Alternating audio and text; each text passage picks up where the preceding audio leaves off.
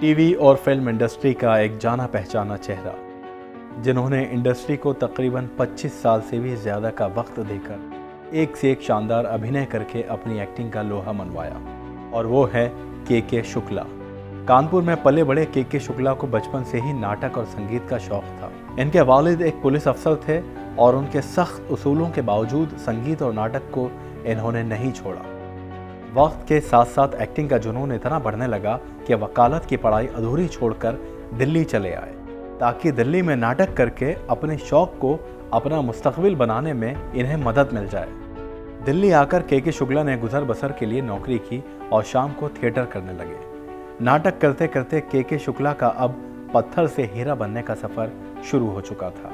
नौकरी छोड़कर पूरी तरह से अब ये एक्टिंग की दुनिया का हिस्सा बन चुके थे। थिएटर और नुक्कड़ नाटक के साथ साथ दूरदर्शन के कुछ सीरियल्स भी इन्होंने करना शुरू किए, और अब वक्त था कामयाबी की सीढ़ियों को और ऊंचा चढ़ने का।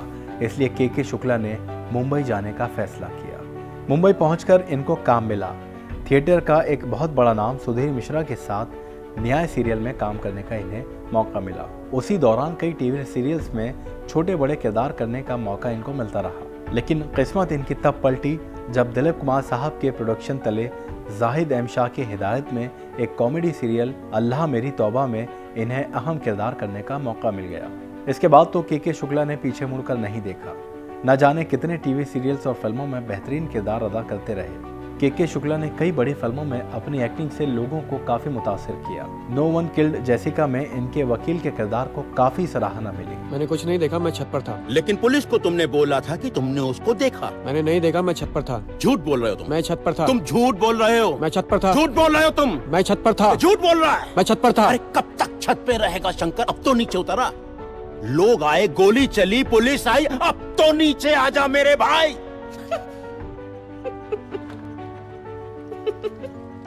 के शुक्ला की जिंदगी में नया मोड़ तब आया जब इन्होंने प्राइम मिनिस्टर मोदी के किरदार अदा किए। पीएम मोदी का किरदार इन्होंने सबसे पहले एबीपी न्यूज चैनल के एक शो 7 NCR में अदा किया।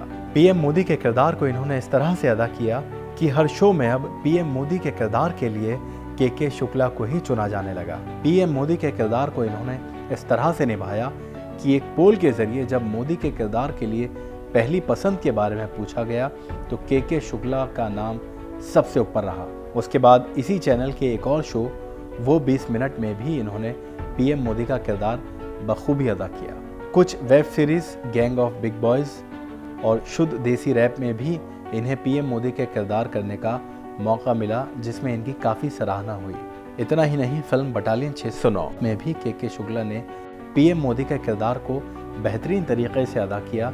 इसलिए आज टीवी या फिल्मों में अगर पीएम मोदी के किरदार के लिए किसी का नाम सबसे ऊपर रखा जाता है तो वो सिर्फ के शुक्ला का है। के शुक्ला टीवी और फिल्म इंडस्ट्री का आज एक नुमाया नाम है, जिन्होंने अपनी एक अलग पहचान बनाई है। आइए मुलाकात करते हैं के शुक्ला से और जानते हैं इनकी कहानी इन्हीं की ज़ुबानी।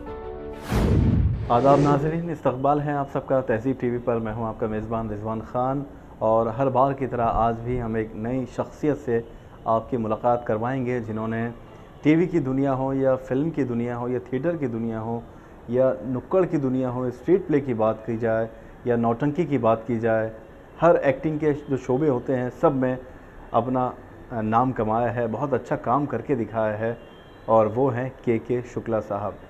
के शुक्ला साहब, सबसे पहले हम तहज़ीब टीवी की तरफ से आपके शुक्रगुज़ार हैं, आपका इस्तकबाल करते हैं। शुक्रिया शुक्रिया कि आपने ये मौका दिया आपसे बात करने का, और हम आपको इंस्पायर करने की कोशिश करेंगे के शुक्ला साहब की ज़िंदगी से, क्योंकि काफ़ी वक्त से ये एक्टिंग की दुनिया पर एक तरह से राज कर रहे हैं, हम यूँ कहें, क्योंकि बहुत अच्छे अच्छे किरदार अदा किए हैं इन्होंने। चाहे सीरियल्स की बात करें या फिल्मों की बात करें, आपको याद होगा इनका बेहतरीन किरदार था film no one killed Jessica में, जब ये विद्या बालन जी के वकील बने थे और बेहतरीन अदाकारी का नमूना पेश किया था। इसके अलावा भी काफ़ी सालों से सीरियल्स में काम करते नज़र आ रहे हैं। एक ख़ास बात और है कि आप पहली पसंद हैं नरेंद्र मोदी के कैरेक्टर के लिए। जी, आपने देखा होगा कि कई चैनल्स के पोल भी हुए हैं, कई न्यूज़पेपर के पोल हुए हैं, जिसमें जो मुख्तलिफ़ किरदार रहे हैं नरेंद्र मोदी जी के जो लोगों ने अदा किए हैं, उसमें पहली पसंद जो है वो के शुक्ला साहब ही हैं। तो उसके लिए भी आप बधाई के पात्र हैं, क्योंकि शुक्रिया। पहले मैं ये पूछना चाहूँगा, कभी मिले हैं आप हमारे प्राइम मिनिस्टर से? मैं मिला नहीं हूँ, लेकिन मेरी बड़ी ख्वाहिश है जी कि मैं उनसे मिलूं, और ऐसा लगता है कि मेरी ख्वाहिश पूरी ज़रूर होगी, जी ज़रूर क्योंकि वह एक बेहद ईमानदार इंसान है वो, और मैं उनका फ़ैन हूँ। जी और मैं एक बात और आपको बताना चाहता हूँ कि मैंने मोदी जी की वजह से अपना लाखों रुपए का नुकसान किया है। पूछिए कैसे? कैसे? कि जो वेब सीरीज़ वाले हों या यूट्यूब वाले हों, प्रोड्यूसर हों, जो एंटी हैं मोदी जी के, उन्होंने मुझे बहुत अच्छा ऑफ़र दिया कि अब मैं आपको पर डे इतना दूंगा, पर एपिसोड इतना दूंगा, लेकिन नरेंद्र मोदी का कैरेक्टर नेगेटिव निभाना है, और मैंने कभी नहीं निभाया और न निभाऊंगा। अच्छा, ये बहुत अच्छी बात जी, है। मैं कभी नहीं निभाता, क्योंकि मैं एक ईमानदार शख्स को नेगेटिव पेश नहीं कर सकता। कई लोगों ने तो अपना वो शो बनाया ही नहीं क्योंकि मैंने मना कर दिया, और उन्हें दूसरा मोदी पसंद नहीं आया। जी, तो मैं ऐसे इंसान से मिलना भी चाहूँगा। और तो कभी आप मिले नहीं नरेंद्र मोदी जी से? कभी आपने सिर्फ उनको हाव भाव उनके देखे होंगे टीवी पर अक्सर, उनके पैटर्न को, उनका उठना बैठना, उनकी बोलचाल कैसे आप कर लेते हैं? ये बहुत मुश्किल काम है ये। मुश्किल नहीं है, क्योंकि मुझे जब आप किसी को ज़्यादा तौर पर पसंद करने लगते हैं, तो फिर जब आपको वो अच्छा लगने लगता है, तो कहीं ना कहीं आपके अंदर वो रच बस जाता है वो इंसान। मोदी जी को मैंने, अब यूँ तो मैंने राजीव जी को भी देखा, तमाम नेताओं को देखा पर्दे पर बोलते हुए, लेकिन ये शख्स चूँकि इतना ईमानदार है कि जब मैंने इसको देखा तो मैं इसको अपने आप, मेरे अंदर नरेंद्र मोदी पनपना शुरू हो गया कि नहीं यार, ये बहुत ईमानदार आदमी है। और जब 7 RCR शो बनना था ABP न्यूज़ चैनल में, जी, तो उसमें ऑडिशन हुआ, और बहुत बड़ा ऑडिशन हुआ। मेरे ख्याल से 200-250 लोगों को बुलाया गया। तो मैं उनका एक सीरियल उससे पहले करता था, प्रधानमंत्री, शायद आपको याद होगा। जी, तब स्टार न्यूज़ हुआ करता था। तब ये प्राइम मिनिस्टर नहीं थे, तब गुजरात के चीफ मिनिस्टर थे। बोले एक शो शुरू होने वाला है 7 RCR, आप भी ट्राई करके देखिए। तो मैं बड़ा खुशनसीब हूँ कि मैं उन 200-250 लोगों में सिलेक्ट हुआ था। अच्छा, और मैंने 7 RCR किया। 7 RCR के बाद फिर उन्होंने अपने न्यू ईयर प्रोग्राम्स जो करते हैं, तो उसमें भी मुझे बुलाते हैं as Modi ji. Prime minister Modi. Ji. तो ये क्या आपको मिमिक्री भी करनी पड़ती है उनकी, या सिर्फ? मिमिक्री नहीं करता हूँ मैं, I am not a mimicry artist. आप मुझे जब मुझे गेटअप दिया जाता है, हमको एक्टिंग में एक्चुअली सिखाया जाता है, हमारे सीनियर्स ने हमेशा सिखाया है मेरी कि feel it and believe it. तो मैं फील करता हूँ कि I am prime minister Modi, और बिलीव करता हूँ। मैं जितनी देर प्राइम मिनिस्टर का रोल करता हूँ, मुझे लगता है कि I am PM of India. मैं सबको कुछ नहीं, ये सब जो बैठे हुए हैं, कोई मिनिस्टर है जो, ये सब कुछ नहीं, आई एम प्राइम, वो फील आ जाता है। और मैं मिमिक्री नहीं करता हूँ, लेकिन लोगों को अच्छा लगता है। जी, तो उसमें जब कैरेक्टर में आप उतर जाते हैं तो आपको वैसे ही बहुत सोफिस्टिकेटेड, या जैसे प्राइम मिनिस्टर बिहेव करता है, बिल्कुल मैं वैसे ही उनको लेने की कोशिश करता हूँ। हाँ, बाकी जो है जैसे वो थोड़ा सा कुछ उनका रहता है, तो वो मैं करता हूँ जी, ताकि लोगों को लगे कि हाँ। तो कुछ थोड़ा सा रिक्वेस्ट है, आप करके दिखाएंगे हमें? मैं इतना ही बोलूँगा कि जब वो कहते हैं कि मित्रों, हिंदुस्तान में गुजरात एक ऐसा राज्य है जिसने सबसे पहले प्रॉस्पेरिटी ली है, और ये चाय वाला आज एक प्रधानमंत्री बन गया है, ये भी गुजरात की देन है मित्रों। बहुत कुछ इस तरीके से बहुत खूब, बहुत अच्छा कर गेटअप में आऊँगा तो और ज़्यादा आ जाता है। बिल्कुल, बिल्कुल। क्योंकि अभी कहना भी फील इट बिलीव इट वाली बात नहीं है। अब अगर हम बात करें के शुक्ला साहब के काम की, तो बहुत सारे किरदार आपने अदा किए, मुख्तलिफ किरदार आपको मिले, आपने उसको प्ले किया बहुत जी। बेहतर अंदाज में। तो कैसे ये सफ़र आपका शुरू हुआ, एक्टिंग का कैसे पैशन आपके अंदर आया? क्या शुरू से ही शौक़ था, कॉलेज के दिनों से शौक़ जी, रहा? मुझे एक्चुअली क्या है, संगीत का शौक़ था। बिना सीखे गिटार बजाना शुरू कर दिया मैंने। मैं बहुत अच्छा माउथ ऑर्गन बजाता था। मैंने ऑल इंडिया रेडियो दिल्ली में भी युवाणी में माउथ ऑर्गन बजाया, स्टेज पे बहुत माउथ ऑर्गन बजाया मैंने। हवाइन गिटार हुआ करता था एक ज़माने में जो इस तरीके से बजता था, वो मैं बजाता था। अच्छा। और मंच पर रिदम भी कर लेता था, कई बार अनाउंसमेंट भी करता था। तो मुझे लगा कि मैं एक्टिंग कर सकता हूँ। फिर मैंने शागिर्दी करनी शुरू की। तो मेरे थिएटर की शुरुआत हुई थी पान बीड़ी सिगरेट लाने की, जाओ पान ले आओ, सिगरेट ले आओ। और मुझे रिहर्सल देखने की इजाज़त मिल गई थी कि अंदर बैठ के रिहर्सल देख सकते हो, अदरवाइज़ रिहर्सल में आउटसाइडर अलाउ नहीं होते। इसके बाद फिर सारे सीनियर्स लोग थे, कभी कभी रिहर्सल पे मैं बुरा सा मुँह बना देता था, तो डायरेक्टर कहते थे नहीं वो कुछ कहना चाहता है, उसे अच्छा नहीं लगा। तो मैं कहता इसको थोड़ा सा ऐसा हो तो ज़्यादा अच्छा लगेगा। तो मेरे थिएटर की शुरुआत वहाँ हुई। अच्छा। कई साल मैंने चाय ला के दी है अपने सीनियर्स को, सिगरेट ला के दी है, पान ला के दिया है, सिर्फ इसी खुशी में कि कल को मुझे भी कोई छोटा मोटा रोल मिलेगा। फिर मुझे मिला भी और फिर मैंने निभाया। फिर धीरे धीरे थिएटर का रास्ता शुरू हुआ। फिर मुझे नुक्कड़ का जब ऑफ़र हुआ तो फिर मुझे नुक्कड़ में ये बताया गया कि ये स्टेज की एक्टिंग नहीं है, नुक्कड़ में थोड़ी सी एक्टिंग अलग होती है, जहाँ पर प्रोजेक्शन हाई होता है, एक्सप्रेशंस लेस होते हैं। तो फिर मैंने नुक्कड़ करना चाहा। दिल्ली का शायद ही कोई ऐसा मोहल्ला हो, गांव हो, जहाँ मैंने नुक्कड़ नाटक ना किया हो। अच्छा। जी हाँ। गवर्नमेंट के शोज़ मैंने बहुत किए, बहुत अवेयरनेस वाले शोज़ किए, एड्स के ऊपर किया, नशाबंदी, दहेज के पर, और सैकड़ों शोज़ करते थे। मैं उसमें सबसे ज़्यादा मुझे पैसा इसलिए मिलता था कि मैं उसमें लिखता भी था, गाने भी लिख देता था, गा भी लेता था, ढोलक भी बजाता था, क्योंकि नुक्कड़ में हारमोनियम ढोलक मैं सब बजा लेता था। तो वहाँ भी मैं नुक्कड़ में हमारा जो ग्रुप था उनकी मैं पसंद था कि ये कई काम कर लेता, मल्टी टैलेंटेड है। हाँ, क्योंकि भीड़ भी मैं ही इकट्ठी करता था ना, गा गा के, ढोलक बजा के। जी। हमें दर्शक बुलाने होते थे। तो ये भी एक विधा थी, एक शैली थी जो अच्छी लगी मुझे। फिर नौटंकी, दिल्ली में साहित्य कला परिषद का महोत्सव हुआ, तो उसमें तमाम लोगों की एंट्री होती है, लेकिन 6 लोग सेलेक्ट होते हैं। तो हमारे ग्रुप में डाली गई थी नौटंकी। सेलेक्ट तो हो गई, लेकिन किसी को पता ही नहीं था कि नौटंकी होती क्या है। कभी देखा दिल्ली में ज़्यादा नौटंकी तो हुई नहीं कभी। तो मुझे फिर मेरे कानपुर होने का फ़ायदा मिल गया। अच्छा। हाँ, क्योंकि मैंने आपने नाम सुना होगा गुलाब जान जी। पद्मश्री जी। तो उनके बारे में काफ़ी सुन रखा था, उनको मैंने वीडियो में देखा भी हुआ था। और हमारे यहाँ फ़र्रुखाबाद, और एक्चुअली हमारे कन्नौज ज़िले की ही हैं वो, लेकिन कानपुर में बस गई थी।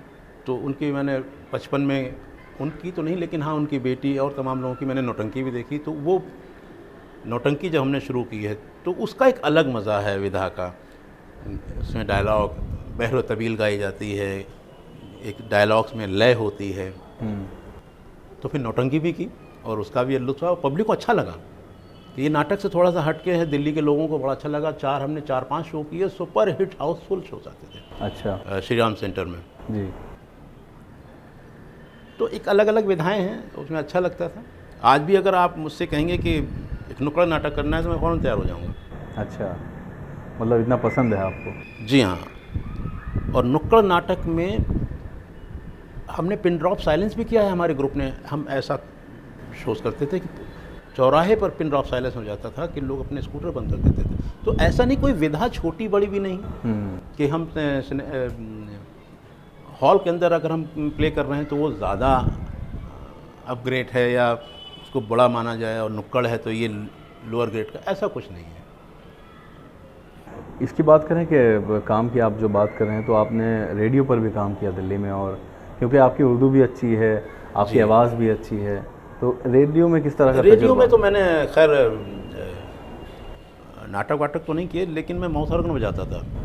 युगवाणी एक शो चलता है, आज भी चलता होगा शायद। तो युगवाणी में 25 साल तक की उम्र तक लोग लिए जाते हैं, तो उसमें मैं बड़ा रेगुलर। और फिर एक दूरदर्शन पे एक शो शुरू हुआ था, 1 आवर लाइव शो। तो मुझे उसमें भी मौका मिला, और मेरी ज़िंदगी का ये एक तजर्बा था कि लाइव जुड़ना है पब्लिक से। डर भी लगता था कुछ गलती ना हो जाए, लेकिन वो किया तो लाइव शो का भी अपना एक मज़ा था जी। तो जब दिल्ली में था तो 1 आवर लाइव शो भी करता था। 25 साल तक की उम्र तक माउथ ऑर्गन भी बजाता था। अच्छा। और मैं आपको एक जो थिएटर से मेरा लगाव रहा कि मैं अच्छा जॉब भी करता था, मेरी सैलरी अच्छी थी, लेकिन मैंने प्ले की वजह से नौकरी छोड़ दी थी, अच्छा। क्योंकि शर्त ये थी कि मैं अब मुझे बाहर जाना है ऑफिस के काम से और मेरा 4 दिन के बाद शो था। तो कंपनी के डायरेक्टर्स नाराज़ हुए कि आप या तो शो कर लीजिए या नौकरी कर लीजिए। मैंने फिर नौकरी छोड़ दी। उसके बाद फिर मैंने कभी नौकरी नहीं करी। अच्छा। मैं फिर नुक्कड़ नाटक करता था। मैं थोड़ा सा हिला हुआ आदमी हूँ। आज भी अगर आप मुझसे कहेंगे कि वो करते हैं, स्ट्रीट प्ले करते हैं ड्रग्स के ऊपर अवेयरनेस पे, तो मैं तैयार हो जाऊँगा आपके साथ। अच्छा, यानी पहली पसंद आपकी यही है। हाँ। अच्छा, हिंदी फिल्मों में बड़े ब्रेक की बात करें तो नो वन किल जैसिका में आपको सबसे बड़ा ब्रेक मिला और वो बहुत मुश्किल। देखिए ब्रेक बड़ा और छोटा कई बार क्या होता है कि वो पॉपुलर बहुत ज़्यादा हुआ। जैसे मैंने जब उसमें अपने एक को एक्टर को बधाई दी, उनका रोल बड़ा था उसमें। मैंने कहा सर आप छा गए। तो उन्होंने मुझसे कहा कि मैं नहीं छा गया, आप छा गए। Do you remember Prem Chopra Bobby? मैंने कहा यस। बोले do you remember Prem Chopra? मैंने कहा यस। बोले वही आपके साथ हुआ है। बॉबी में प्रेम साहब का डायलॉग था, मैं प्रेम नाम है मेरा। बोले कुछ वैसे ही हो गया आपके साथ कि मेरे घर के मेरे बच्चे, मेरे पड़ोसी आपका डायलॉग बोलते हैं। और वो वाकई दौर ऐसा था कि राह चलते लोग वो डायलॉग बोलते थे। कई जगह कॉमेडी शोज़ में वो डायलॉग यूज़ भी किया गया कि कब तक छत पे रहेगा, अब तो नीचे उतरा। जी। लोग आए, गोली चली, पुलिस आई, अब तो नीचे आ जा मेरे भाई। जी। ये डायलॉग बहुत पॉपुलर हुआ। फिर इसकी वजह से फिर और भी अभी जो फिल्में, अभी मैंने कैट फिल्म की है आर.पी. और मसाले की, तो उसमें मुझे वकील का रोल दिया गया है। अच्छा। उन्होंने जैसिका देख के, वो अभी दुबई में चल रहा है वो, और अभी साउथ में चल रहा है, अब यहाँ शुरू होने वाला है वो। अच्छा, तो वकील का जो कैरेक्टर आपको मिला, तो वकील, क्या आप पहले कभी वकील बने थे किसी? जी हाँ, उससे पहले मैं थिएटर में वकील, या प्ले जी में? हाँ, उससे पहले मैंने वकील हवाएं सीरियल में किया था। DD1 का एक सीरियल था हवाएं, उसमें वकील बना था। मैंने बहुत शोज़ किए, एपिसोड किए थे अग्नि चक्र में। अग्नि चक्र में भी मेरी शुरुआत जो है वकील से हुई, और फिर इसी ने ही फिल्म में ला के पॉपुलरिटी भी दिखा दी। जी। तो अब आपके कौन से हमारे नाज़रीन जानना चाहेंगे कि अपकमिंग प्रोजेक्ट्स हैं? मेरी आने वाली फिल्म है अभी एक डर्टी हीरोज़, ये पॉलिटिकल सटायर है। इसमें बड़े अच्छे अच्छे कलाकार हैं, राजेश शर्मा, अतुल कुलकर्णी हैं। मेरा अच्छा रोल है। मैंने एक डिफरेंट कैरेक्टर है मेरा, मैं बार का मालिक हूँ, नेगेटिव टाइप का कैरेक्टर है। एक राहुल ढोलकिया साहब की, जिनकी अभी रईस फिल्म शाहरुख खान साहब की हिट हुई थी, उनकी फिल्म है सोसाइटी काम से गई। ये भी क्या कॉमेडी फिल्म है? हाँ, कुछ कॉमेडी टाइप है और अच्छी फिल्म है ये। जी। और बाकी एक कंपनी है झोल कंपनी, जो स्लम एरिया को लेके बड़ा अच्छा सब्जेक्टिव फिल्म है। एक 70s के डिकेड में बैकड्रॉप की फिल्म है बॉम्बे 1970, वो भी रिलीज़ होने वाली है। अच्छा। और अभी मेरा एक सीरियल शुरू होने वाला है शिरडी के साईं बाबा, जिसमें मैं अब्दुल बाबा का रोल कर रहा हूँ। जी। और एक और सीरियल शुरू होने वाला है 100 भाइयों की लाडली, जिसमें एक जो मैं उसमें हीरो के फादर का रोल कर रहा हूँ, और उसमें जो मेन हीरोइन है उसके 100 भाई हैं, वो पेड़। अच्छा। बहुत अच्छी कहानी है, और आएगा तो आप लोग ज़रूर देखिएगा, जल्दी शुरू होने वाले हैं वो। तो ये जो अब्दुल का किरदार आपको मिला है शिरडी के साईं बाबा में, इसके लिए कितनी तैयारियां आपने की हैं? तैयारी मैंने कुछ नहीं की थी। मैं अब्दुल बाबा के बारे में जानता था कि साईं बाबा के बहुत अच्छे मित्र थे, और साईं बाबा को कुरान पढ़ के सुनाते थे। अच्छा। तो मुझसे कहा गया कि ये कैरेक्टर आपको करना है, और मुझे नहीं पता, क्योंकि सेट पर सबको मेरी परफॉर्मेंस बहुत अच्छी लगी, और लोग कहने लगे कि ये बिल्कुल अब्दुल बाबा लग रहे हैं, क्योंकि ऐसा शायद साईं बाबा का सीरियल था। तो मुझे भी बाद में महसूस हुआ कि जब लोगों ने कहा कि वाकई बहुत अच्छा आपने किया है, तो मैंने कहा शायद ये कृपा हो, ऊपर वाले की कृपा हो जाती है कि एक ऐसा कैरेक्टर है। हालांकि मैं उसमें एक सीन में नमाज़ पढ़ता हूँ, तो फिर मैंने पूछा कि भाई मुझे बताइए कि क्या जस होता है, तो मुझे बताया गया। तो आप अगर देखेंगे तो आपको लगेगा कि हाँ, ये आदमी के शुक्ला तो नहीं हो सकता। अच्छा। ये कोई मुस्लिम कैरेक्टर है जी। कोई है, शायद अब्दुल बाबा है। जी। तो बिल्कुल इंतज़ार रहेगा हमारे नाज़रीन को कि शिरडी के साईं बाबा जो सीरियल है या आने वाली फिल्में हैं या 100 भाइयों की जो लाडली एक और सीरियल है, इसमें आप के शुक्ला साहब के किरदार को देखेंगे और उम्मीद है जैसा कि अब तक पसंद करते आए हैं आगे भी करेंगे। और हमारी दुआ है कि सर जैसा आपने काम किया, एंटरटेन किया है लोगों को, अब तक आगे भी ऐसे ही एंटरटेन करते रहें और अच्छा काम करते रहें। बिल्कुल। कुछ पैगाम देना चाहते हैं तहसीब टीवी के नाज़रीन को आप? बस यही, आप लोग अपना प्यार बनाए रखिए हम लोगों के साथ, अपनी दुआएं रखिए हमारे साथ, और जो कलाकार आना चाहते हैं उनसे यही कहना, एक शेर जी कहना बिल्कुल चाहूँगा, सर, बिल्कुल। खुद से कब ये अंदाज़े सुखन आया है, पाँव दाबे हैं बुज़ुर्गों के तब ये हुनर पाया है। वाह वाह वाह, बहुत खूब। तो इतने खूबसूरत शेर के साथ हम आपसे रुखसत होना चाहेंगे और आपका एक बार फिर से तहे दिल से शुक्रिया अदा करना चाहेंगे कि आपने वक्त हमें दिया। शुक्रिया। तो ये थे के शुक्ला साहब, जिन्होंने अपनी ज़िंदगी के कुछ पहलुओं के बारे में बताया, अपने काम के बारे में बताया, और जो इनकी ख्वाहिश है कि आवाम की, यानी जो व्यूवर्स हैं, उनकी पहली पसंद ये है कि ये नरेंद्र मोदी जी का कैरेक्टर निभाते रहें और सबसे बेहतरीन कैरेक्टर नरेंद्र मोदी जी का यही प्ले करते हैं। इनकी मिलने की ख्वाहिश है वो भी पूरी हो जल्द अज जल्द, ये भी हमारी दुआ है। तो अब आप रखिए अपना ख्याल, अगले शुमारे में किसी और नई शख्सियत से मुलाकात आपकी होगी और उनकी ज़िंदगी से जुड़े कुछ पहलुओं के बारे में जानेंगे। अब हमें दीजिए इजाज़त, रखिए अपना ख्याल, आदाब।